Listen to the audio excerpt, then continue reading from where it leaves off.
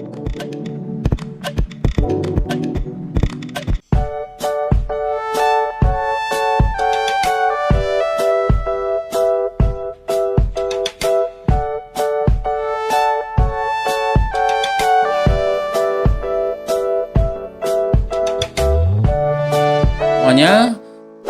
berjumpa kembali dengan Bapak Toto Priyono di channel edukasi pembelajaran online.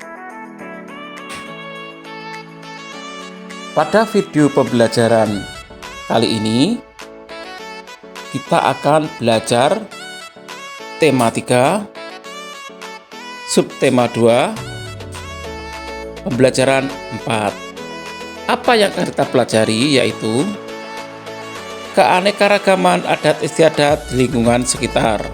Kemudian, kata kunci dari paparan iklan elektronik dan aktivitas masyarakat sekitar dalam upaya pembangunan sosial budaya Indonesia. Sebelumnya, jangan lupa subscribe supaya tidak tertinggal video berikutnya.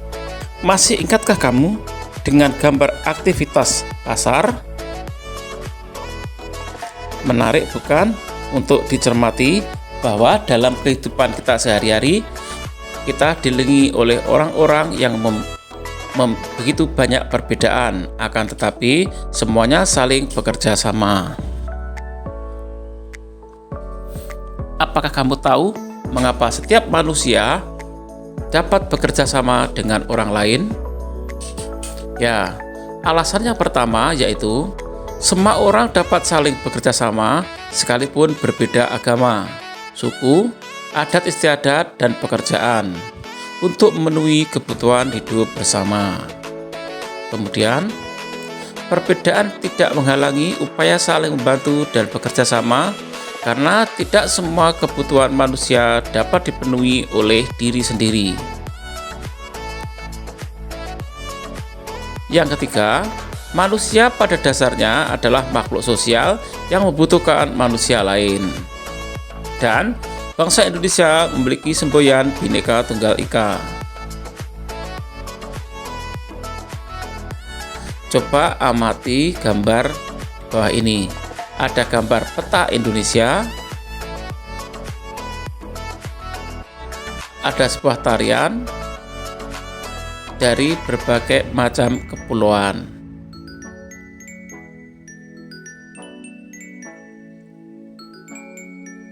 Apa yang kamu lihat dari beberapa gambar? Apakah hubungan semua gambar tersebut dengan gambar peta Indonesia? Indonesia adalah negara kepulauan yang terdiri dari ribuan pulau. Dengan ribuan pulau yang dimilikinya, Indonesia memiliki keragaman budaya dan adat istiadat yang mewarnai kehidupan sehari-hari. Oleh karena itu, kita sebagai anak bangsa harusnya mampu saling menghargai dan menghormati perbedaan yang dimiliki dan menggunakan sebagai modal pembangunan.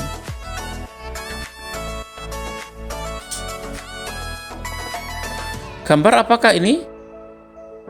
Burung Garuda Pancasila.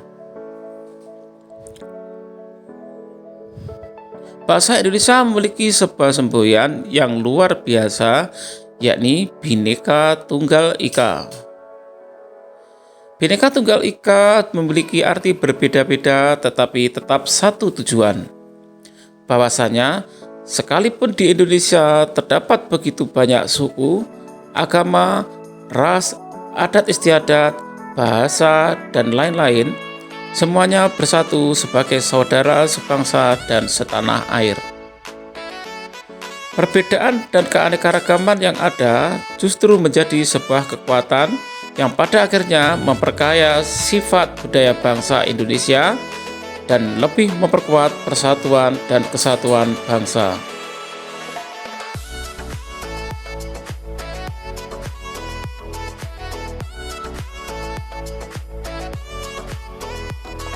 Perbedaan yang ada di sekitar kita merupakan kekuatan yang tidak dimiliki oleh bangsa lain.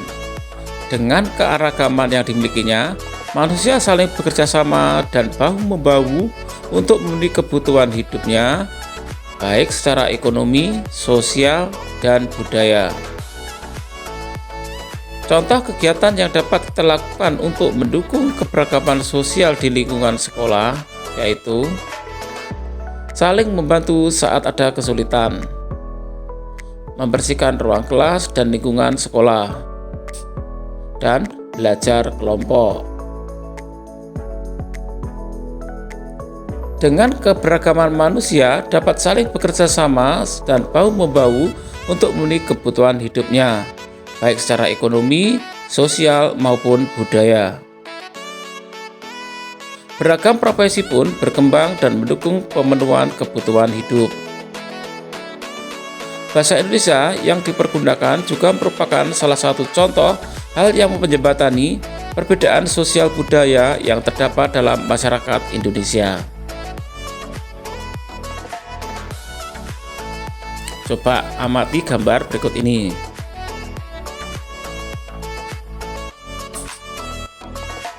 Kegiatan apa saja yang sedang dilakukan oleh anak-anak dalam gambar tersebut? Apakah kamu pernah melihat kegiatan seperti itu di lingkunganmu? Kedua gambar tadi bercerita tentang upaya manusia dalam sebuah pembangunan sosial budaya. Bahasa Indonesia merupakan contoh upaya manusia dalam sebuah pembangunan sosial budaya. Kegiatan seni yang bertujuan melestarikan budaya Nusantara juga merupakan sebuah upaya pembangunan sosial budaya. Contoh lain dari pembangunan sosial budaya adalah dengan semakin terbukanya kesempatan bagi kaum wanita untuk bersekolah dan menuntut ilmu setinggi mungkin. Nah, kita akan belajar contoh laporan pengamatan sederhana upaya manusia dalam pembangunan sosial. Judulnya yaitu laporan hasil pengamatan. Judul laporan, laporan pengamatan pembangunan sosial budaya. Tujuan laporan, mengetahui bentuk-bentuk pembangunan sosial budaya, tempat pengamatan, gerobokan, tanggal pengamatan 1 September 2020.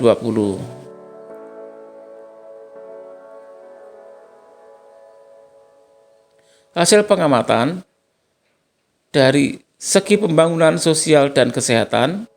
Pembangunan di bidang kesehatan antara lain dengan program lingkungan sehat, perilaku sehat, dan pemberdayaan masyarakat. Perbaikan gizi masyarakat, obat, makanan, dan bahan berbahaya.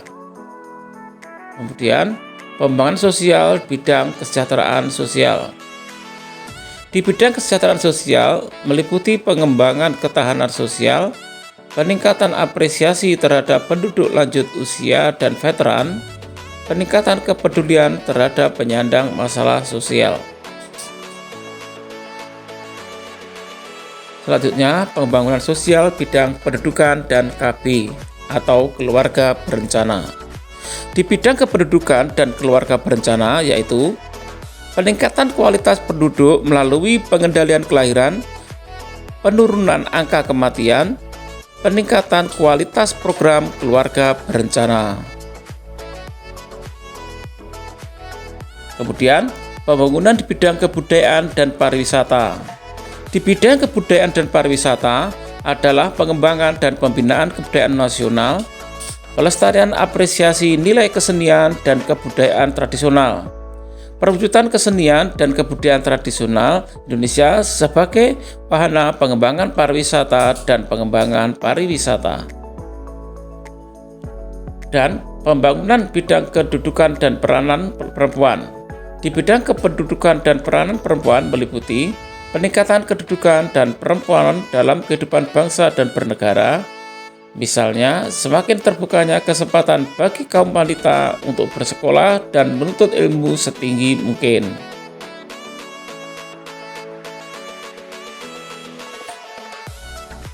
Selanjutnya, pembangunan sosial bidang pemuda dan olahraga. Di bidang pemuda dan olahraga meliputi penumbuhan budaya olahraga, peningkatan usaha pembibitan dan pembinaan, pengembangan minat dan semangat kewirausahaan di kalangan generasi muda, dan perlindungan bagi generasi muda dari narkoba. Dan terakhir yaitu kesimpulan. Pembangunan sosial dimaksudkan untuk meningkatkan kesejahteraan sosial di mana kebutuhan manusia setiap anggota masyarakat sosial secara ekonomi dan spiritual dapat terpenuhi. Selanjutnya kita akan mendengarkan sebuah percakapan. Dayu berkata, "Kalau kamu, apa contoh yang dapat kamu berikan tentang pembangunan sosial budaya, Ben?" Benny menjawab, "Menurutku, acara kuliner Nusantara yang sering diadakan di lingkungan sekitar kita merupakan contoh pengembangan sosial budaya. Dengan begini, kita dapat melestarikan makanan khas daerah. Kita juga turut memperkenalkan kepada orang-orang lain yang berbeda kebudayaan dengan kita untuk turut mencicipi bersama-sama menikmati makanan khas daerah tersebut." Siti kemudian berkata, "Betul sekali, Ben.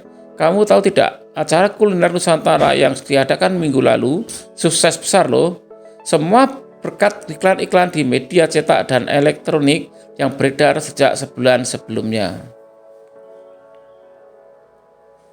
Nah, perhatikan gambaran iklan tersebut. Pesona Pangan Nusantara 10. Yogyakarta Expo Center 27 November sampai 1 Desember 2015.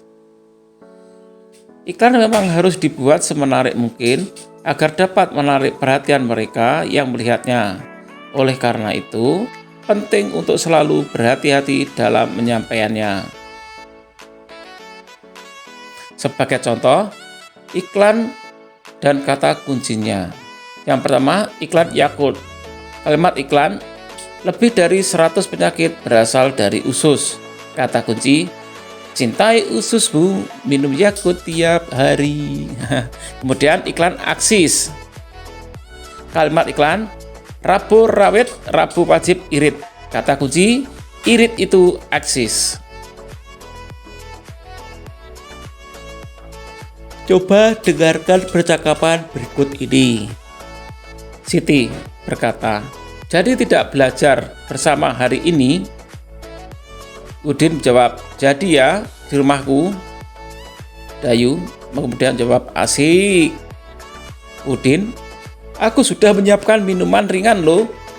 Itu yang sedang banyak diiklankan akhir-akhir ini di televisi. Sejak saat ada iklan itu, aku selalu membelinya." Wah, Siti menjawab ya, "Wah, setauku semua jenis minuman ringan itu tidak baik kesehatan, Din. Kadar gula dan pengawetnya tinggi, belum lagi bahan-bahan kimia lainnya. Jangan terlalu sering mengkonsumsi minuman ringan seperti itu." Udin kemudian menjawab, "Bisa jadi kamu benar, Siti. Pamanku pun pernah mengatakan hal yang sama. Namun, di iklan disebutkan bahwa minuman ini tidak mengandung banyak vitamin dan mineral. Artinya, minuman ini juga memiliki manfaat, bukan?" Dayu berkata, "Tentu saja, semua iklan dimaksudkan untuk menarik hati pembelinya, Din. Akan tetapi, tidak semua yang diiklankan itu memang benar adanya. Kita harus selalu berhati-hati dalam memilih apa yang akan kita konsumsi." Siti berkata, "Setuju dengan Dayu. Wah, ternyata penggunaan kata-kata kunci itu sangat bermanfaat ya, terutama untuk menarik perhatian pendengar pembacanya."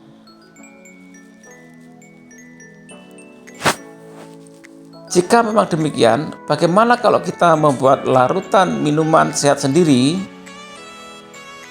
Betul sekali, Siti. Sekarang ada yang dikenal dengan infused water atau minuman berenergi.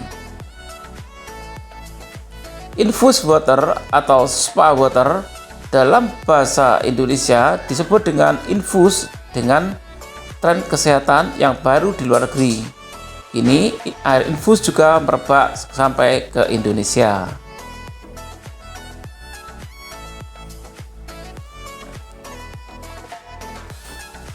Air infus adalah air bening yang telah diberi tambahan potongan buah atau herbal sehingga memberikan sensasi rasa air tertentu. Air infus bermanfaat bagi kesehatan. Secara teknis, air infus dibuat dengan memasukkan irisan buah-buahan ke dalam air putih.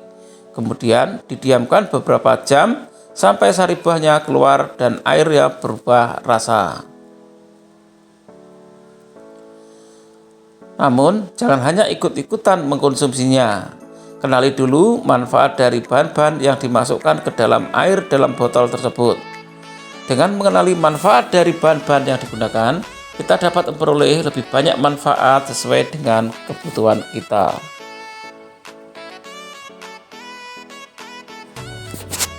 Nah, kita akan belajar tentang minuman kesehatan. Bahan-bahan yang diperlukan: 1,5 sendok makan perasan jeruk nipis, setengah jeruk lemon diperas, setengah timun iris tipis-tipis, 4 lembar daun mint bila ada, setengah liter air putih. Kemudian cara membuatnya: jeruk nipis diperas dan sisihkan sebanyak 1,5 sendok makan. Kemudian jeruk lemon dibelah 2 dan diperas. Masukkan semua bahan ke dalam botol kaca berukuran 1 liter. Tutup rapat dan diamkan dalam lemari pendingin semalaman. Dan minuman berenergi siap dikonsumsi keesok harinya. Selanjutnya kita akan belajar ulasan sederhana tentang percobaan membuat infused water. Infused water.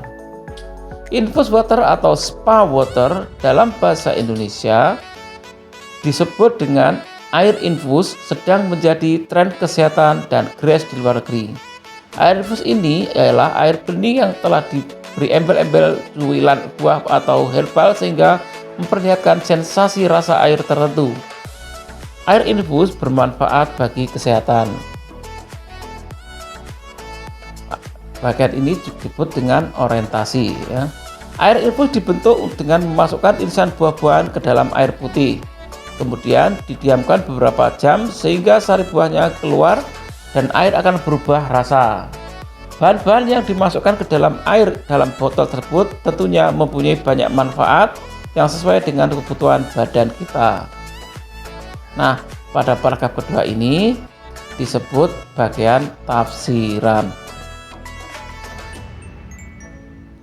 Hasil adonan air putih dengan buah-buahan ini dipercaya sari-sari dari buah akan keluar dan memperlihatkan efek segar.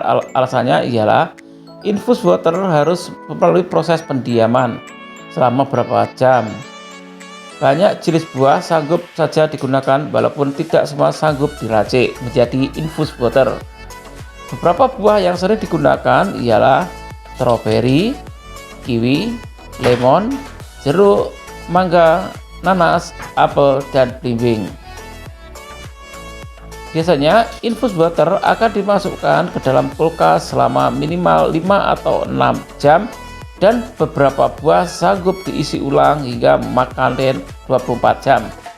Infused water sanggup tahan dari 3 hingga 5 hari dan semua kembali tergantung pada buah yang dipakai. Nah, pada paragraf ini disebut dengan evaluasi. Infused water atau spa water sedang menjadi tren di kesehatan di luar negeri hingga di Indonesia. Air infus ini memperlihatkan sensasi rasa air tertentu. Sebaiknya kenali dulu manfaat dari air bahan-bahan yang akan digunakan agar kita sanggup memperoleh lebih banyak manfaat sesuai dengan kebutuhan badan kita. Nah, pada paragraf ini disebut dengan kesimpulan.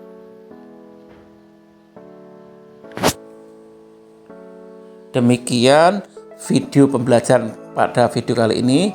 Semoga bermanfaat dan sampai berjumpa kembali dalam video pembelajaran berikutnya. Terima kasih dan bye-bye.